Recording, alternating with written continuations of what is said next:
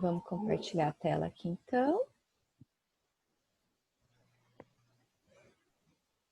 Então, é a parte 2 do capítulo, como eu falei para vocês. Né? A gente está falando sobre a dinâmica populacional, como vivem as pessoas, então, dentro dos Estados Unidos, certo?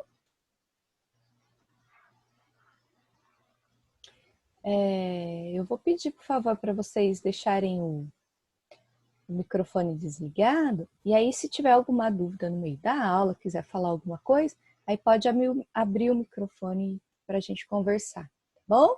Mas enquanto eu estiver explicando, vocês não têm dúvida, deixa desligado, por favor, para não ficar aquele barulhinho no fundo depois da gravação, tá? Bom, vamos lá. Dinâmica populacional, então, dos Estados Unidos, certo? De modo geral, né, não completamente, não todas as pessoas, mas assim, de modo geral, né, as pessoas vivem em boas condições dentro dos Estados Unidos, tá? Tem até aí um quadro para a gente dar uma olhadinha, né? A quantidade de habitantes, renda per capita, né? O que seria então? A gente sabe que mais ou menos esses gráficos são de 2016, 2015, então não é bem atual agora de 2020, mas dá para a gente ter mais ou menos uma média que não se mudou tanto assim em 4 anos, tá? A média da população dos Estados Unidos aí é cerca de 320 milhões de pessoas, isso já aumentou também um pouco, né? A renda per capita, o que seria? Renda anual, o que uma média da população ganha por ano por pessoa, tá? Então, uma pessoa lá ganha, em média, não é por família, é por pessoa, em média 56 mil dólares por ano, tá? Expectativa de vida em anos. A maioria da população lá, média, é aí de 79 anos que vive. Tá? Alguns vivem mais, outros menos, mas a média é de 79 anos de idade, a faixa etária aí de vida, tá bom? O IDH é bem alto, tá? O 924 aqui é bem alto. O IDH, o máximo dele é 1, então o IDH altíssimo, quer dizer, as pessoas vivem muito bem ali dentro dos Estados Unidos, certo? Proporção da população urbana com acesso à água tratada. 99% da população urbana que vive nas cidades, ela tem água tratada. Então, quase todo mundo ali dentro dos Estados Unidos. Então, isso também é um aspecto positivo, certo? Ter água tratada é uma coisa muito positiva. Aí, então, aqui nos gráficos de baixo, na tabela abaixo, a gente vai fazer uma comparação com países da América Latina e com países da África, para a gente ver a diferença, né, de como os Estados Unidos é um país bom para se viver e como tem países aqui na América Latina e na África que são muito ruins, infelizmente, para se viver, né? A questão social, econômica é muito diferente desses países, né? Então, a renda per capita, enquanto nos Estados Unidos é de 56 mil dólares, né, no ano por pessoa, tem alguns países que é de 3 mil, tá vendo? 6 mil, mil e pouquinho. Em Serra Leoa, um país ali na África, é de 695 dólares por pessoa por ano. Então, imaginem que é uma renda muito baixa. As pessoas vivem ali mesmo na pobreza, certo? Então, por ano, a gente vai dividir isso aqui por mês, dá muito pouco para sobrevivência, né? Expectativa de vida, a gente vê que cai bastante. Enquanto nos Estados Unidos a média de vida lá, as pessoas vivem em média 79 anos, aqui cai bastante para 71, 61. Em Serra Leoa, que é o pior, né, que a gente está observando, a média de vida lá é de 50 anos, né? Imagina, a por exemplo, daqui 10 anos já vai ter 50, eu já estou com 40. Então, daqui 10 anos eu vou ter 50. Eu vou estar me sentindo super velha já a ponto de estar morrendo? Não, mas as pessoas desse país sim, né? Então, com 50 anos, as pessoas já estão no limite da vida, já estão morrendo, né? Porque a saúde é ruim, né? A situação de vida é ruim, a miséria é muito grande. Tá? Então, a gente vai comparando que os Estados Unidos é um país bom, né? Para morar. Então, o IDH desses países também é baixíssimo, quer dizer, o índice de desenvolvimento humano, como as pessoas se desenvolvem, como as pessoas vivem dentro desses países. Então, vivem de uma maneira ruim, tá? Esses índices são muito baixos, tá? Então, principalmente o que está abaixo dos 5, gente. Isso aqui é viver em um país que não tem educação, que não tem saúde, infraestrutura, né, atendimento para a população, tá? Alimentação, saneamento básico, tudo isso influi aqui no IDH. Proporção da população urbana com acesso à água tratada. A gente viu que nos Estados Unidos, 99% da população tem água tratada, tem acesso à água tratada. Olha aqui, em porcentagem.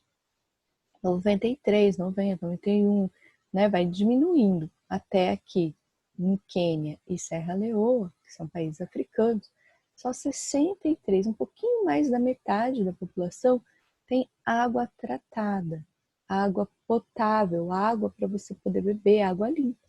Os outros 40% praticamente, né, 37%, vai viver sem água potável, tá? Aquela água que você pega ali direto do rio, direto da lagoa, do poço, ou, né, de algum lugar que eles têm acesso à água, e vai direto para casa, para a mesa.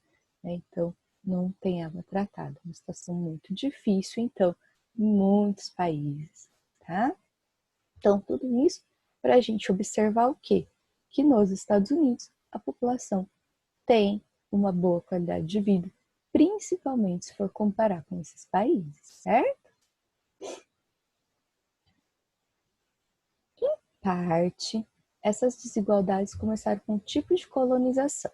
A gente viu já nesse capítulo ainda, na aula passada, os dois tipos de colonização.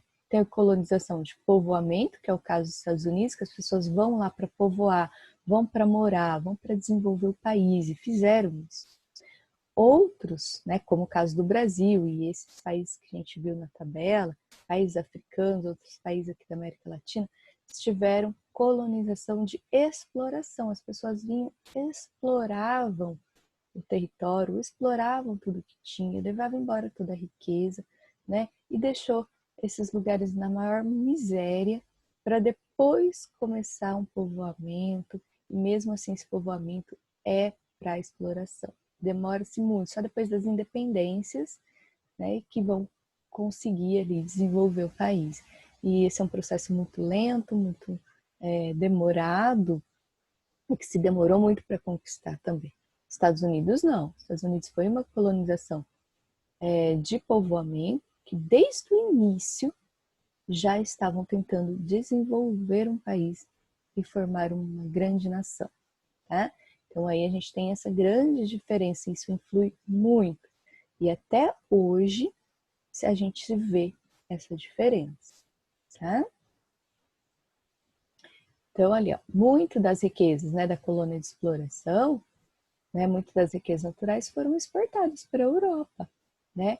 O que manteve a política e a economia dependentes dos europeus por muitos anos, tá? A taxa média anual de crescimento populacional dos Estados Unidos é de 0,75, né, por cento, que seria baixo, tá?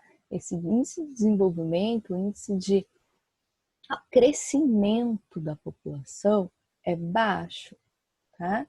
A estrutura etária é típica de nações desenvolvidas.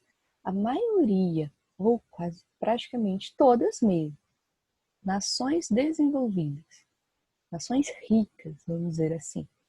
A maioria dessas nações tem um índice de desenvolvimento populacional muito baixo, ou seja, as pessoas cada vez menos têm filhos.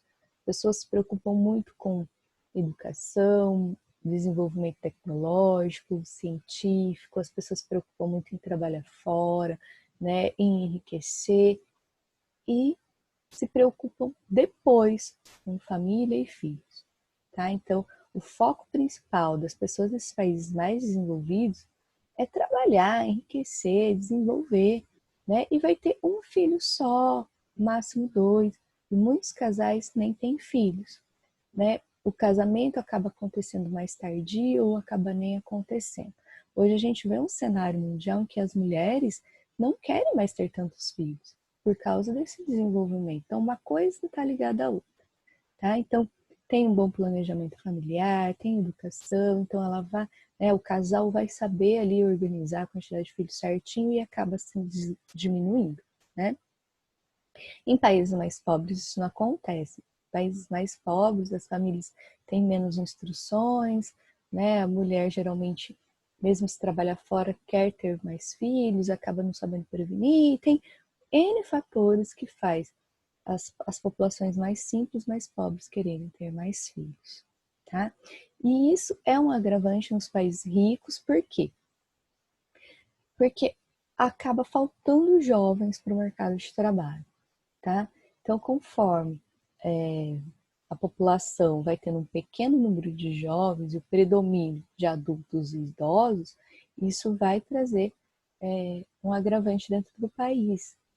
Porque chega uma hora que não vai ter mais mão de obra jovem, né? Então vai faltar gente para trabalhar dentro do país. Isso é sério. Outro agravante, vai ter que ter um maior investimento do Estado na saúde, porque a população está ficando muito velha, então tem que ter um investimento maior em saúde, e em previdência social, aposentadorias. Então o governo vai ter um gasto muito grande com pessoas idosas e vai ter um déficit na questão de gerar a economia, que não tem jovens suficientes para trabalhar. Então, é um agravante, aí é uma preocupação futura para os países desenvolvidos, certo? Nas últimas décadas, porém, dentro dos Estados Unidos, o que está acontecendo? Está tendo muita imigração. Os Estados Unidos é um país que mais recebe imigrantes do mundo, praticamente. Principalmente de mexicanos, né, que faz fronteira ali com os Estados Unidos. Hispânicos, né, que eles falam. Aqui descendentes espanhóis, aqui da América Espanhola. Então, é uma entrada dessa população muito grande dentro dos Estados Unidos e isso tem ajudado esse cenário, né, de trabalhadores. Então, as pessoas mais jovens vão para os Estados Unidos para trabalhar e acaba ajudando nesse cenário, tá? E aumentando, então, a população de uma maneira geral, certo? Então, tem bastante mexicano e de outras regiões, até mesmo brasileiros, que a gente sabe que vivem nos Estados Unidos, que vão lá em busca de uma vida melhor. Distribuição da população, renda urbana e imigração. Então, a gente já viu que tem uma grande imigração dentro dos Estados Unidos, né? E a gente vai ver a distribuição da população, que seria, onde está a maior população dentro dos Estados Unidos? Está nessas regiões coloridas aqui. Por quê? Porque são as que a gente chama de megalópolis, que são regiões muito industrializadas, muito desenvolvidas, muito urbanizadas, tá? Então são centros urbanos gigantescos, que são regiões que pegam várias cidades, tá? Super urbanizadas, desenvolvidas, certo? A gente tem aqui essa primeira megalópole, que fala aqui no livro, tá? Que se estende de Boston até Washington, tá? Essa verdinha aqui, que pega muitas outras cidades dentro dessa megalópole e que a gente chama de Boss Wash. Por quê? Porque vai de Boston a Washington. Então é a inicial do nome das cidades principais, certo? Então, uma das principais megalópolis dos Estados Unidos e que são as regiões mais povoadas, populosas, tá? Então, a maioria da população dos Estados Unidos estão nas grandes cidades dos centros urbanos, tá? Depois a gente tem um outro centro urbano gigantesco aqui, né? Uma outra megalópole, que é Chicago, né? Ela se estende de Chicago até Pittsburgh, certo? Então, qual é o nome dessa megalópole? É a inicial de Chicago, Pittsburgh. Então, a gente chama de Chi-Pitts, certo? Então, essa aqui perto dos Grandes Lagos, né? Que a gente faz fronteira já aqui com o Canadá. Então, essa região é uma outra megalópole muito, muito povoada, certo? Então, são as regiões mais desenvolvidas dos Estados Unidos. Depois a gente tem aqui mais a oeste, né? Aqui é a região nordeste dos Estados Unidos e aqui é a região oeste. Essa região, né, tem as duas megalópolis que também incluem outras centrais, que vêm de São Francisco até San Diego, e a gente chama de San. Tá bom? Então essas são as 3 regiões, né, de megalópolis dentro dos Estados Unidos, regiões mais povoadas e desenvolvidas, certo? Nas 2 últimas décadas, quer dizer, nos últimos 20 anos, os padrões de crescimento populacional variam muito dentro dos Estados Unidos, principalmente por causa do fluxo migratório interno, como eu já falei para vocês, né? O que é esse fluxo migratório interno? Além de pessoas vindo de fora, tem um fluxo dentro do país também muito grande, tá? O Nordeste, que sempre foi a região mais populosa, urbanizada e industrializada do país, vem aí aos poucos perdendo população para o sul e extremo oeste, e vem perdendo aqui para o sul também, tá? Áreas de maior atração nas últimas décadas. O que teria aqui no sul, por exemplo? Aqui tem a região da Disney, a Flórida, Miami, né? A população dos Estados Unidos também tem buscado viver nesses lugares nos últimos anos, certo? Enquanto os estados do sul e do oeste crescem rapidamente, diversas áreas apresentam redução do crescimento vegetativo. Então, algumas áreas mais ao norte, a redução do crescimento vegetativo, também por causa do clima muito frio, tá? Aqui mais para o sul, um clima mais quente, um pouco, mais tranquilo, né? E vem crescendo também bastante a população nessa região por causa do México, dos imigrantes que eu falei que entram muito dentro dos Estados Unidos. Bom? Então, é um mapa aí dos fluxos internos, né? Então, a gente percebe que muita gente está saindo dessas regiões mais populosas que a gente viu no mapa anterior, né? As flechas de saída são mais largas, quer dizer, são mais populosas do que as de entrada, que são finas e poucas. Tá vendo? Essas 3 de entrada e os outros todos de saída da região Nordeste, que é a região mais povoada. Ah, por quê, gente? Porque chega uma hora que os centros urbanos vão crescendo tanto, né? A população ali está sendo tão extensa que acaba vindo muito desemprego, a qualidade de vida acaba caindo, né? Então, muitos fatores fazem com que as pessoas vão tentar viver numa cidade mais tranquila, numa cidade menos povoada, né? Que tenha emprego, tá? Então, isso também é um dos motivos que as pessoas acabam saindo de grandes centros urbanos, tá? Mesma coisa nós aqui no Brasil, né? Quantas pessoas a gente sabe que hoje quer sair da cidade de São Paulo, por exemplo, né? Maior cidade aqui do Brasil, mais povoada. Então, o crime aumenta, o desemprego aumenta, a qualidade de vida baixa, né? E as pessoas saem em busca de um emprego melhor, uma vida melhor, uma cidade no interior, uma cidade menor. E isso acontece nos Estados Unidos também, certo?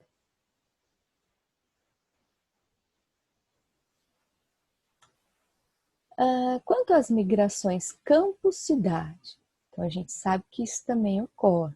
As pessoas saem do campo para morar na cidade. Isso está acontecendo no mundo inteiro, né? No Brasil também. Cerca de 85% das pessoas no Brasil vivem nas cidades.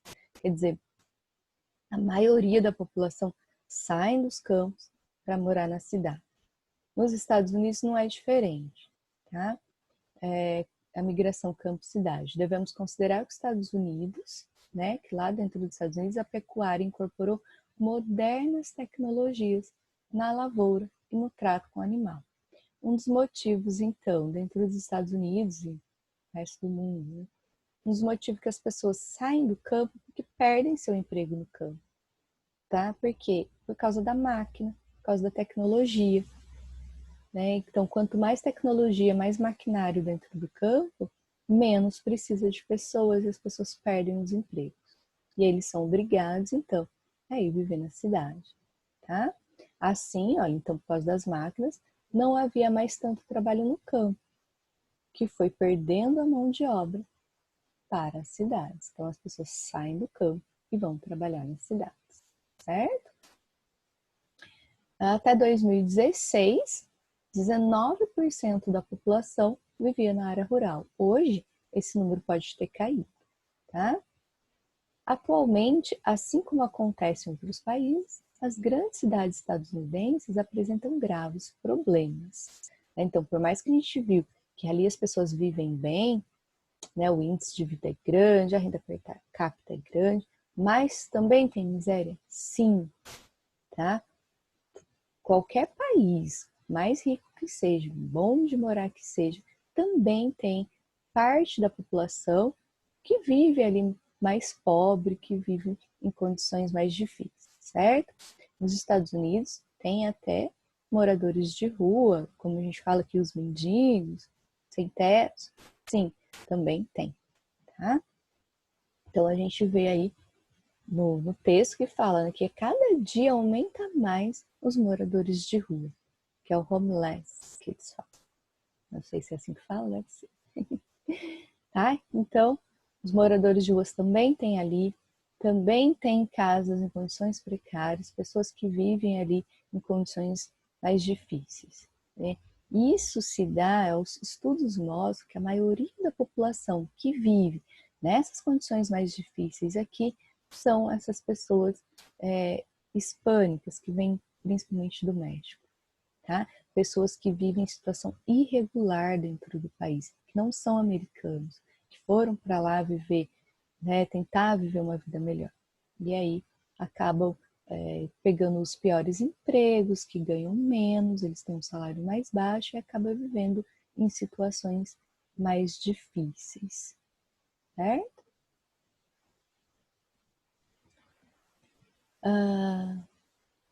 Nunca os imigrantes estiveram em uma situação tão delicada nos Estados Unidos quanto nos últimos anos.